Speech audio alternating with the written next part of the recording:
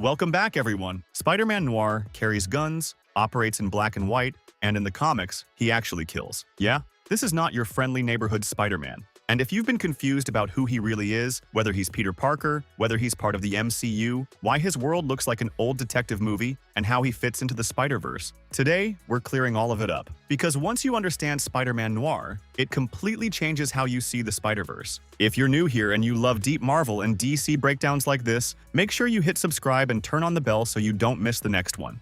First things first, Spider-Man. Noir is not a new character. He's been around in Marvel Comics for years. Most people discovered him in Spider-Man Into the Spider-Verse, where he was voiced by Nicolas Cage, the black and white Spider-Man who couldn't understand a Rubik's Cube and sounded permanently exhausted by life. But here's where it gets insane. That movie version? That was the toned-down version. In the comics, Spider-Man Noir is darker, more violent, more morally gray. He's not cracking jokes while swinging between skyscrapers. He's hunting criminals in alleyways during the Great Depression. And to understand him, we need to understand one word: noir. Noir isn't a character, it's a genre. Back in the 1940s and 50s, Hollywood created crime dramas filled with shadows, corruption, detectives, gangsters, and morally broken heroes. Heavy contrast lighting, long coats, fedoras, cigarette smoke drifting through dim streetlights, stories told from the perspective of a damaged detective fighting a corrupt system. Happy endings? Rare. Perfect heroes? Don't exist. The world? Mostly unfair. Marvel took that entire style and built a universe around it. It's called Earth 90214, the Marvel Noir Universe. And it's not just Spider-Man. There's Daredevil Noir, Wolverine Noir, Punisher Noir, all reimagined in the 1930s to 40s during the Great Depression, when crime syndicates and political corruption were everywhere. But Spider-Man Noir became the breakout star. Now let's talk origin, because this is where things shift hard. In this universe, his name is still Peter Parker, but he's nothing like the bright, science-loving kid from Earth 616. He grows up surrounded by poverty, hunger, and injustice. Uncle Ben and Aunt May aren't just guardians. They're social activists fighting for the poor, speaking out against corruption, and that puts a target on them. Norman Osborn, known here as the Goblin, is a brutal crime boss. He has Uncle Ben murdered. And unlike the classic version, this isn't a tragic accident. It's violent, it's deliberate, it's personal. That's Peter's breaking point. But here's another massive twist. He doesn't get his powers from a lab accident. There's no radioactive science experiment. Instead, he encounters an ancient spider idol. Mystical spiders emerge. One bites him. And suddenly, this Peter isn't just powered by science. He's connected to something supernatural. He has visions,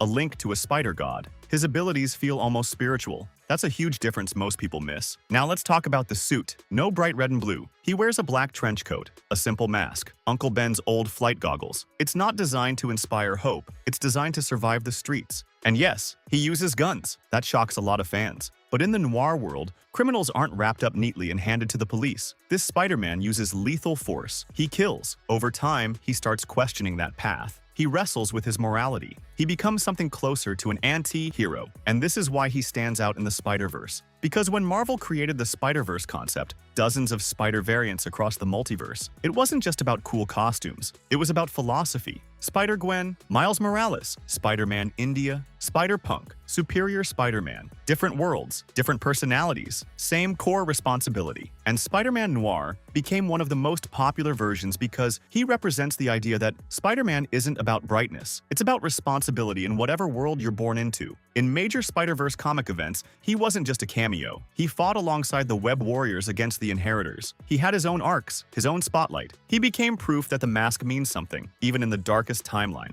Now let's address the biggest confusion right now. The new live-action Spider-Man Noir series. Is it part of the MCU? No, it's separate. But, and this is important, separate doesn't mean disconnected forever. The Marvel multiverse has already shown that different franchises can eventually coexist under the same umbrella. Second confusion. Why isn't he being called Peter Parker? In the upcoming series, the lead character is reportedly named Ben Reilly. Comic fans know Ben Reilly as the Scarlet Spider, a clone of Peter Parker. But here's the likely reality. Rights issues. Using Peter Parker in live action outside certain agreements can get legally complicated between Sony and Disney. So Sony may be using a familiar, legally safer name while keeping the core origin intact. The character is still Spider-Man Noir in everything that matters, just under a different name. And tone-wise, this series won't feel like a typical Spider-Man project. Expect muted colors, slow burn storytelling, crime investigation, detective energy, less quips, more tension. If you like the Batman, Blade Runner, Sin City, classic noir films, this is going to hit different, and that's the point. Spider-Man Noir is not replacing Tom Holland's Spider-Man. He's an alternate flavor, a version of Spider-Man born in a crueler world, a world where justice is messy and lines are blurred. And that's why he works, because the Spider-Verse isn't about one hero. It's about the idea that no matter how dark the world gets, someone still puts on the mask, even if there's no smile underneath it. Now, before we wrap this up, if you love deep dives into Marvel and DC, make sure you hit subscribe and turn on the bell so you never miss what's coming next. Now I want to hear from you. Do you prefer the darker, gun-carrying Spider-Man Noir or the classic, hopeful Peter Parker? And if these two ever went head-to-head, who's walking away? Let me know down in the comments. I'm reading everything, and I'll see you in the next breakdown.